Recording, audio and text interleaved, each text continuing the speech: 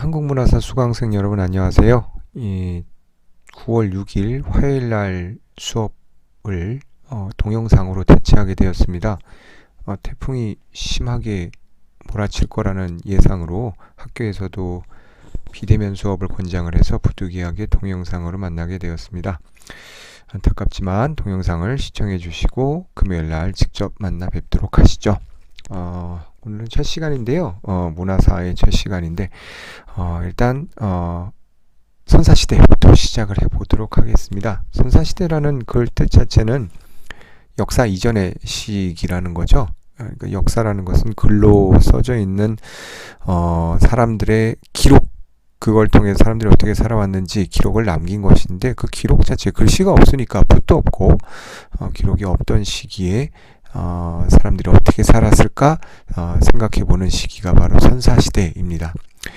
그 선사시대에서 이제 역사시대로 넘어가는 그 단계에 대해서 한 번쯤 생각을 해보고자 합니다. 이 시기에는 역사가 없으니까, 써놓은 게 없으니까, 문헌이 없으니까 뭘로 봐야 될까요? 즉 이 사람들이 남겨놓은 무언가를 가지고 판단을 해야 되겠죠. 그 무언가가 뭐가 있을까요?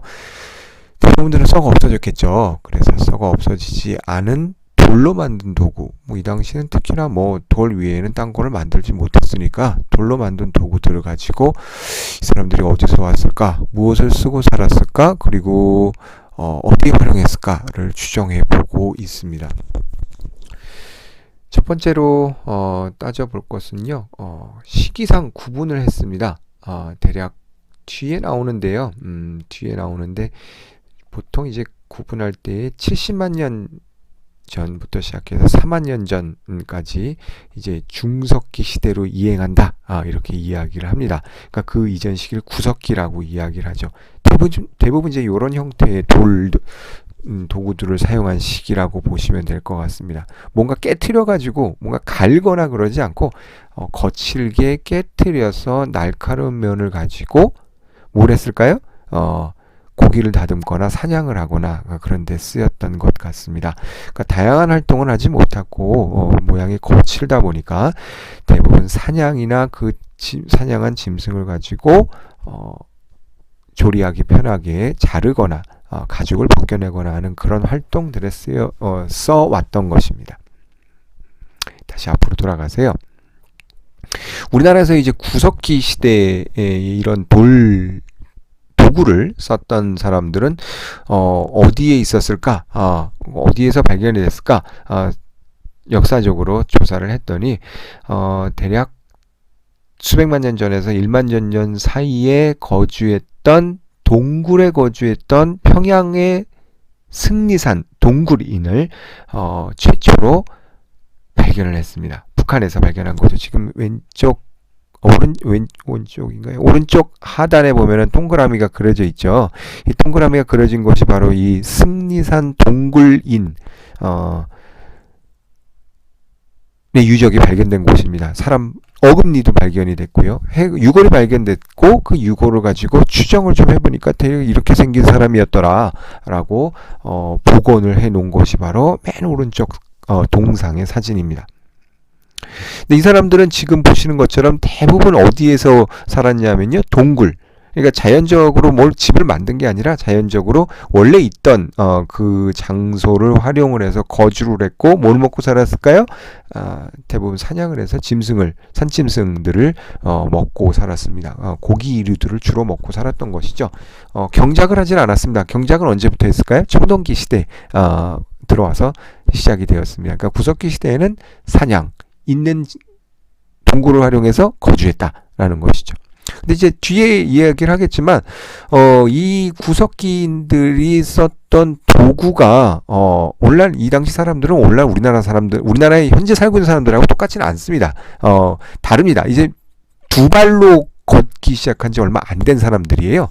그러다 보니까 이 사람들이 두 발로 걸으면서 도구를 만들고, 그 도구를 만들다 보면 점점 발전시키잖아요. 불편하니까, 그죠? 하나만 가지고 쓸 수는 없잖아요. 특히나 돌 깨트려 쓰던 거를 이제 점점 갈아 쓰는 시기로 나타나고 이제 중석기로 넘어간다라고 이야기를 하는데, 그렇게 하기 위해서 맨 먼저 처음부터 갈지는 않았을 거란 말이죠. 깨트려 썼던 사람들인데, 이 깨트려 썼던 사람들이 어디에서 발견이 됐을까?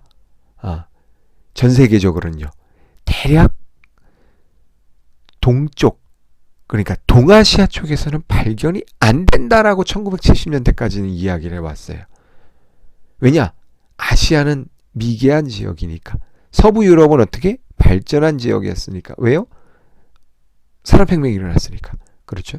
서부 유럽은 훨씬 더 발전을 거듭했었고 그에 비해서 아시아 지역은 발전을 못했기 때문에 이런 도구를 썼던 사람이 맨 먼저 나타난 곳은 어디에 분포를 했을까? 동쪽에는 없었다. 아시아 지역에는 없었다. 그렇게 이야기를 하고 있었는데 연천에서, 경기도 연천에서 이 도구가 처음 발견이 되고 그 다음에 70년대 북한에서 조사를 하다 보니까 이렇게 승리산에서 나오는 도구도 있었고 그 사람들이 유골을 발견해 보니까 대략 서부 유럽에서 나왔던 그런 사람들의 유골하고 비슷하다라는 것이죠. 그러니까 서구만 발달한 게 아니라 이런 도구가 나온 게 아니라 우리나라에도 이런 도구가 나타나기 시작했구나 라고 이야기를 하기 시작할 수 있었던 것이죠. 구석기 도구는 맨 처음 어디서 발견이 됐을까요? 약 250만 년 전 유적을 에디오피아에서 발견을 했다라고 합니다. 예. 저렇게 생긴 도구를 에디오피아에서 처음 발견해서 이거는 그냥 자연석이 아니라 그냥 어제 만든 게 아니라 250만 년 전에 두 발로 섰던 유인원이 네 발로 걷다가 이제 도구를 사용하기 시작하면서 맨 먼저 만든 도구인 것 같더라 라고 이야기를 한 거죠. 돌을 깨고 남은 돌을 몸돌이라고 하고요. 몸돌, 바디 뭐 이런 뜻이겠죠. 그죠? 떨어져 나간 돌을 격지라고 하는데 한자 용어로 격지라고 하는데 이건 뭐 알아두시지 외우지 않아도 좋습니다. 그 몸돌과 격지를 활용해서 동물을 사냥하고 그 다음에 가죽을 벗기고 고기를 다듬는데 사용했다라는 것이죠. 처음에는 이렇게 깨트려 쓰기 시작을 하다가 뒤에 또 자세한 부분들은 다시 설명을 하도록 하겠습니다. 깨트려 쓰기 시작한 도구만을 사용하다가 조금 더 아까 말했던 격지, 몸돌만 쓰기 시작을 하다가 격지가 보니까 날카롭고 더 활용도가 높은 것 같은데 그리고 한 번 깨트린 것이 아니라 거기다 끝부분을 조금 더 다듬어 쓰게 되면은 창처럼 활용할 수 있는 창 끝으로 도구를 활용할 수 있겠구나 라고 사람들이 생각을 해서 구체적으로 만들기 시작했다라는 것이죠. 이건 어디서나 발견되는 것이 아니라 일부 지방에서만 그리고 조금 더 발전된 형태로 사람들이 썼구나 라고 짐작을 고고학자들이 하게 되었던 것이죠. 어디서? 평양, 덕천, 승리상, 동구린이 이 도구를 격지를 활용한 승배 찌르개를 썼다라고 알려져 있습니다. 지금 오른편에 있는 사진은 박물관에서 제가 찍은 것인데요. 승배 찌르개를 활용하는 구석기인의 모습을 보여주고 있죠. 그렇죠. 상의는 탈의한 것 같고 하의는 약간 무언가를 짐승의 가죽으로 만든 옷을 입은 것 같습니다. 그리고 나무를 활용하고 그 끝에 뭘 달았을까요? 지금 말하는 승배 찌르개를 꽂든지 꽂았던 것 같아요. 왜냐하면 그 승배라고 하는 그 부분이 나무에 꽂기 위해서 조금 날카롭게 만든 부분이니까. 그래서 창처럼 활용했다라는 것이죠. 도구를 점차 몸돌만 쓰는 것이 아니라 격지를 활용해서 쓰고 있었다. 언제? 점차 시간이 지나서 후기 구석기 시대에 이렇게 쓰기 시작했다는 것이죠. 점차 발전했던 모습을 확인할 수 있다. 자, 그럼 지금 좀 의문이 드는 것은 우리 학교 박물관에도 여러분들 우리 학교 박물관도 한번 방문을 할 예정인데요. 박물관에 한번 가보시면 돌멩이들이 쭉 전시되어 있는데 저거 뭐 그냥 오늘 아침에 내가 아니면 여름 피서 갔을 때 본 돌하고 그게 다를 바 없지 않느냐 생각하실 수가 있을 것 같아요. 지금 여기에 전시되어 있는 것들도 돌도 보면은 굳이 이건 뭐 어떻게 알아? 딴 사람이 위조해가지고 그냥 깨트려가지고 돌 깬 다음에 거기다 좀 햇볕에서 좀 노출시키고 진흙 좀 묻힌 다음에 이거 구석기 유적이에요 하고 비싼 값에 팔 수도 있잖아요. 그렇죠. 그런데 그렇게 발견되는 것은 이렇게 우리가 구석기 유물로 확정짓는 쓴배찌르개나 몸돌, 그 다음에 찌개, 자르개 등은 같이 발견된 유적으로 판단할 수가 있다는 것이죠. 거기 인골이 발견된다라든지 사람의 해골 혹은 칭의, 이게 계속해서 홍수가 지거나 하게 되면 물이 넘치고 흙이 쌓이게 되고 그 층이가 켜켜이 쌓이게 되죠. 그러다가 어느 순간 홍수가 진다라든지 그 다음에 또 물이 갑자기 쓸려 내려가면서 그 부분이 노출된다든지, 단순히 요 돌 하나만 발견되는 것이 아니라 같이 발견된 유적을 통해서 이게 단순히 하나만 발견된 것이 아니라 굴러가다가 찍혀가지고 발견된 돌이 아니라 구석기 시대에 활용했던 도구구나 라고 판단할 수 있다라는 것이죠. 용도로 추정도 가능하다라고 합니다. 찢거나 자르거나 동물의 가죽을 벗기는 용도로 썼을 법할 정도로 날카롭게 한 번이 아니라 여러 번 때려서 도구를 만들었을 가능성이 있겠구나라고 보이는 것들이 있다라는 것이죠. 그건 저 같은 사람들은 잘 모르고 고고학을 아주 오랫동안 공부하신 분들은 잘 아시겠죠. 저도 이제 학부 때 여러분만 할 때 이제 아르바이트를 여러 가지를 했었는데, 그 중에 하나가 이제 이런 지표조사였어요. 고고학 하시는 선배님들 따라 돌아다니면서 야, 이상한 거 있으면 주워서 나한테 가져와 라고 선배님들이 얘기하면, 이렇게 생긴 돌 같은 거 보이면 이제 가져가면 이건 아무것도 아니다, 갖다 버려라, 이런 건 가져오지 마 라고 했던 것 같아요. 근데 그분들이 이렇게 보시면은 공사를 진행하거나 그 다음에 이제 반농사를 짓느라고 흙을 파헤치거나 한 부분에서 우연치 않게 저런 것들이 노출이 되나 봐요. 근데 그걸 보시고 주변을 같이 판단해서, 종합적으로 판단해서 여기 구석기 유적이다. 그리고 구석기 유적 저런 돌이 어디서 발견이 되면, 강가에서 발견되면 아니에요. 물론 강가에 쓸려 나오는 경우도 있지만, 나중에 강가에 발견된 경우도 있지만, 대부분 어디 구릉 지역이나 동굴에서 발견이 되기 때문에 강가에서 발견이 되는 경우는 아주 드문 경우죠. 예. 강가에서 거주하는 것은 언제? 신석기 시대. 그렇다고 100% 신석기 시대, 구석기 시대 사람들은 강가에 절대 안 살아? 그건 아닙니다. 당장 뒤에 얘기하는 이야기의 슬라이드에서 강가에서 발견된 구석기 유적 때문에 큰 역사적 변화가 일어납니다. 아무튼 대부분이라는 그런 단서가 붙긴 합니다. 자, 요거는 조금 간단하게 짚고 넘어갈 건데요. 옛날 영화 중에 이제 플린스톤, 고인돌 가족 플린스톤, 우리나라에서도 이제 번역이 그렇게 됐었는데요. 고인돌 가족 플린스톤, 이런 영화 제목이 있었는데, 고인돌은 언제죠? 청동기 때 쓰이는 것이고 무덤 양식이고요. 그다음 플린스톤은 뭐예요? 구석기 시대에 쓰였던 석기 재료의 하나입니다. 영어로는 플린스톤이라고 합니다. 그러니까 이 플린스톤이, 고인돌 가족 플린스톤이라고 이름 짓는 것은 역사를 제대로 아는 사람이라면 지어서는 안 되는 이름이겠죠. 그렇죠. 특히나 뒤에 얘기할 텐데요. 이 플린스톤이라는 것은 규암이라고 하는데 날카롭게 끝부분이 만들어지기 때문에 구석기인들 중에서도 아주 세부적인 작업을 하는 사람들이 이 도구를 활용했다라고 이렇게 알려져 있습니다. 따라서 여담이긴 합니다만 고인돌 가족 플린스톤 잘못된 것이다 라는 거죠. 자, 그럼 이 고인돌, 구석기 시대에 쓰였던 이 고인돌이 아니라 도구들은 도대체 어떤 특징을 갖고 있느냐. 일단 에티오피아에서 발견됐던 것은 조금 초반기 것입니다. 250만 년 전 것이니까. 그렇죠. 근데 시기가 지나면 지날수록 사람들이 조금 더 다듬기를 시작을 해요. 그것이 바로 뭐냐? 중석기. 사람들이 요렇게 다듬는 것부터 시작해서는 좀 시기를 나눠야 되겠는데 해서 나눈 것이 바로 중석기입니다. 예.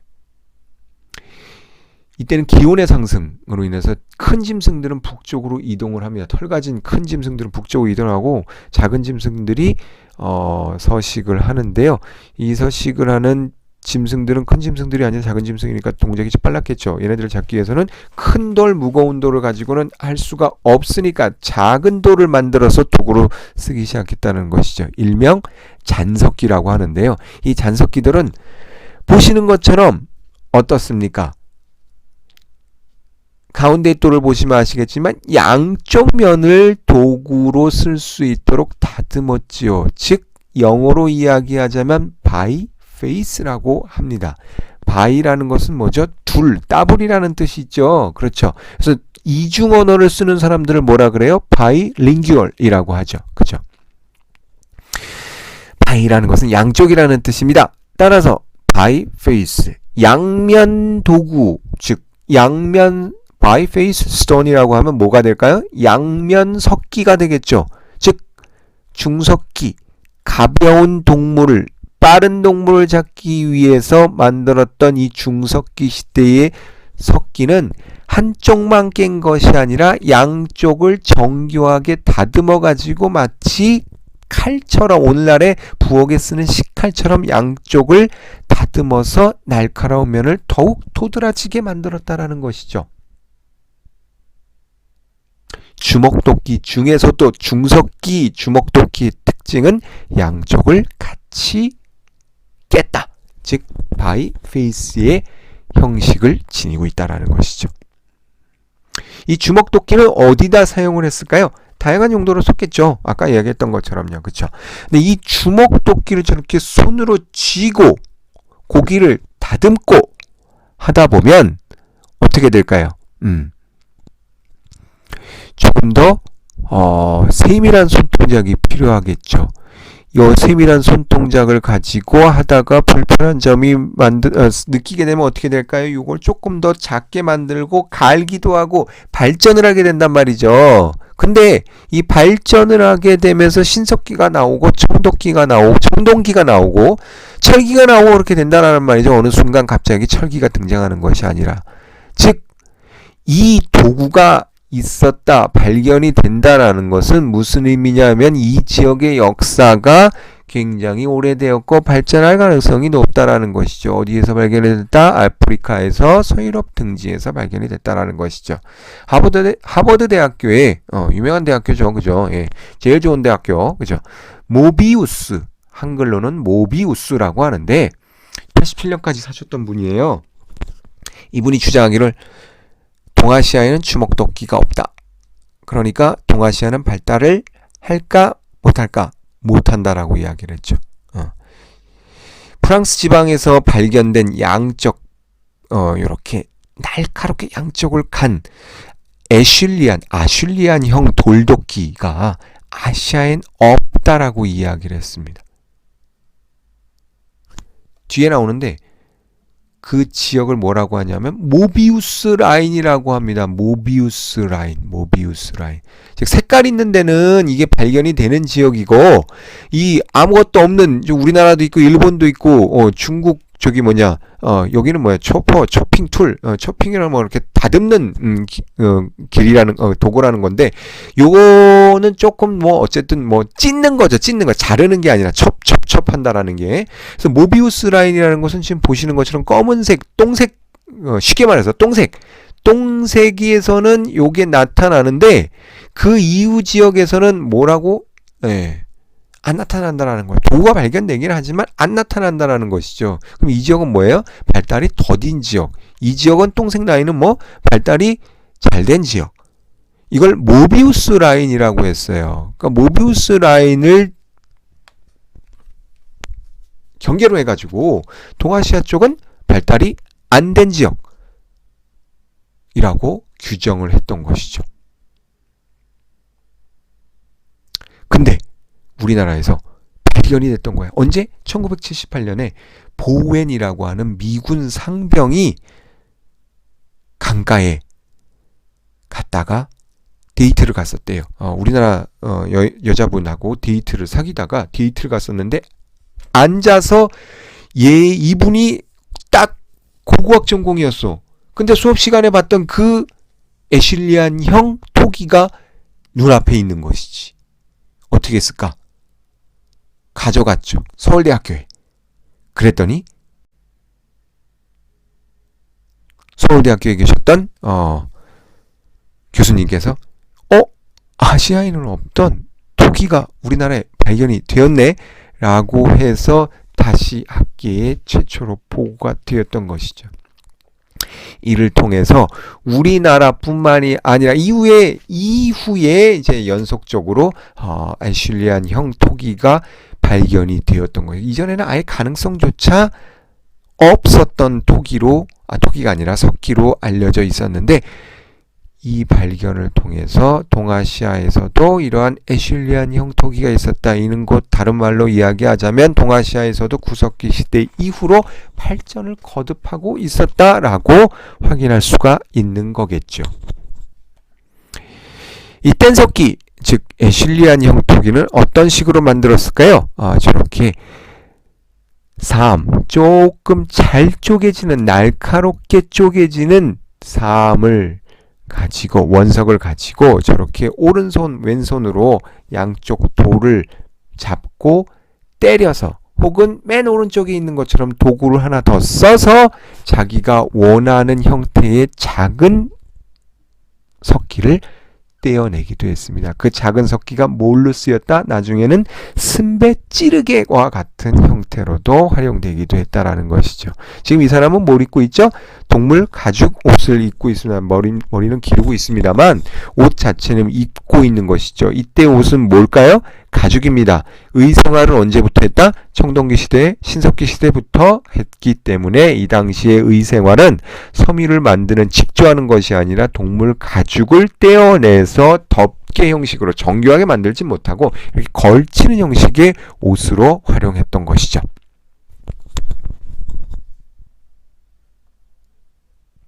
자, 그래서 뗀석기를 조합을 해봤더니 이렇게 하나의 큰 돌로 조합이 되기도 한다는 것이죠. 이런 경우는 아주 드문 경우죠. 그렇죠. 자, 따라서 모비우스 라인이 붕괴되었던 발견이 우리나라 경기도 연천군 전곡리에서 발견이 됐다라는 것은 아주 중요한 역사적 발견 중에 하나입니다. 자, 여기서 플러스 또 하나를 설명할 것이 있는데요. 이 구석기 시대에 썼던 이 도구 중에 흑요석으로 만든 도구들이 석기가 있습니다. 보시는 것처럼 흑자니까 검은 거죠. 검은 건데 굉장히 날카롭습니다. 얘는 다른 거보다, 사암보다 훨씬 더 날카로워요. 얘는 원석이 뭘까? 마그마 분출 시에 급격히 냉동됨으로써, 서서히 냉동되면 현무암이 되나 봐요. 근데 급격히 냉동이 되면 얘처럼 날카롭고 까맣고 여건 투명할지 말지 바둑돌 같은, 바둑 두는 사람 있죠. 바둑돌이 깨지면 되게 날카로워요. 그래서 베기 십상인데, 아무튼 흑요석도 이렇게 검고 날카롭게 단면이 잘라집니다. 근데 이게 1960년대 석장리에서 처음 발견이 되었습니다. 이 당시에는 이게 구석기인지 아닌지 잘 몰랐었죠. 근데 이걸 분석을 해보니까 이게 아무 때나 나오는 함석이 아니라는 거예요. 어느 때에 발견이 되냐면, 생성이 되냐면 화산 분출 때에 발견이 되는, 생성이 되는 거예요. 우리나라 근데 28곳 4,877점 뒤에 그래프, 지도에서 나오는 것처럼 우리나라 전역에서 발견이 돼요. 그리고 전 세계적인 전 세계적으로 발견되는 그런 흑요석인데요. 우리나라에서도 발견이 된다라는 것이죠. 근데 화산은 우리나라에 어디에 있어요? 한라산하고 백두산. 그런데 한라산에는 불행하게도 이러한 흑요석이 발견이 되질 않습니다. 급격히 냉동하지 않았나 봐요. 그럼 어디서? 백두산에서만 발견이 되는 거예요. 또 하나는 어디서 발견이 되지? 가까운 지역에서, 한반도와 가장 가까운 지역이 어디? 일본 큐슈지방. 근데 이게 우리나라 구석기 전체 전국적으로 발견이 되고 있다라는 거지. 지금 보면 우리나라 전체에서 발견이 되잖아. 그지? 백두산에서 발견된 거겠지라고 생각을 해왔는데, 알고 봤더니 최근에는 이 원소를 분석할 수가 있어서 어디서 출토된 것인지 확인할 수가 있는데, 일본 규슈 지방에서 발견된 것도 있다라는 것이죠. 뭐야? 규슈랑 무역을 했다라는 것이네. 일본과 무역을 했다라는 것인데 구석기 시대에 말이 돼? 지금 모비우스 라인 때문에 우리나라가 지금 진입할 수 있었던 사람이 있었느냐 없었느냐가 깨진 지 얼마 되지도 않았는데 이 당시 흑요석을 가지고 다듬고 일본과 무역? 어떻게 일본까지 갔어? 멀잖아. 배가 있었어? 뗏목? 가능해? 나침반도 없었는데? 분석을 해보니까 일본에 있었던 흑요석이 우리나라의 전역에서 발견이 되고 특히 남부지방에서 많이 발견되고 있다는 것이지. 이것은 뭘 알려줄까? 원거리 무역이 이 구석기 시대에 있었다라는 것을 확인시켜주는 거야. 그럼 얘네들이 이걸 왜 갖고 왔는지 모르지. 뭐 교육하려고 갖고 왔겠지. 뭘 가지고 왔을까? 조개를 가지고 갔대. 우리나라에 생산됐던 조개가 훨씬 장신구로서 가치가 있었나 봐. 왜 그랬는지 잘 모르겠어. 그런데 우리나라에서 생산된 조개, 그것도 분석을 통해서 했겠지. 고고학자들이 했더니 우리나라에서 생산된 조개가 일본 규슈 지방에서 발견했다라는 거야. 장신구로서.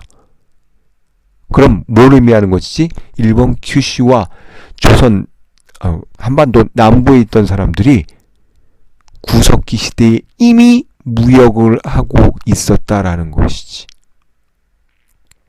즉 나중에 다시 이야기를 할 텐데 구석기 시대라고 사람들이 아까 이야기했던 것처럼 아무것도 발달된 어떤 기술을 가지고 의생활을 못했을 것 같고 무역도 안 했을 것 같고 배도 못 만들었을 것 같고 그냥 짐승 하나 잡아가지고 겨우 생고기 먹었을 것 같은데 여러 가지로 생각보다 아직 밝혀지진 않았지만 많은 발전된 형태의 활동을 해왔을 가능성이 굉장히 높을 수도 있다라고 생각이 들어. 왜? 무역을 진행해 왔으니까. 무역을 진행한다는 것은 굉장히 많은 위험 요소들을 기술적으로 커버할 수 있어야 된다는 것을 의미하거든.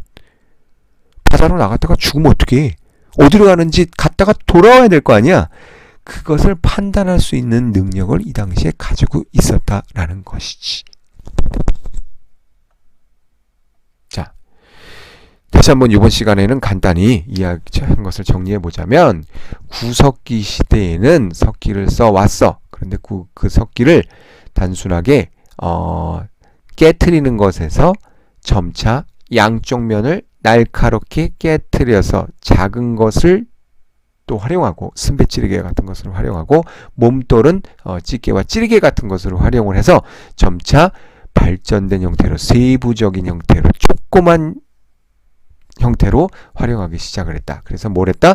동굴에 거주하면서 짐승을 잡아먹는 형태의 수렵 활동을 하는데 도움이 되도록 활용했다.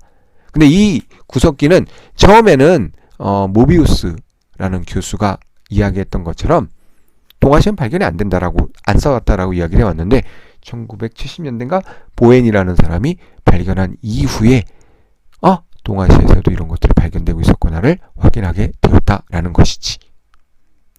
이를 통해서 우리는 동아시아가 구석기 시대의 문화를 공유하고 있었다라는 것을 확인할 수가 있지.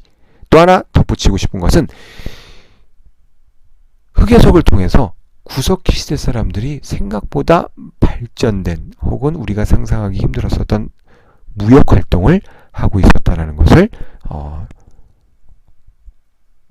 추적할 수 있다라는 것도 우리가 한 번쯤 생각해 봐야 된다라고 덧붙이고 싶습니다. 이번 강의는 태풍이 왔기 때문에 간단하게 동영상으로 짧게 찍고 금요일날 또 만나도록 하겠습니다. 수고하셨습니다.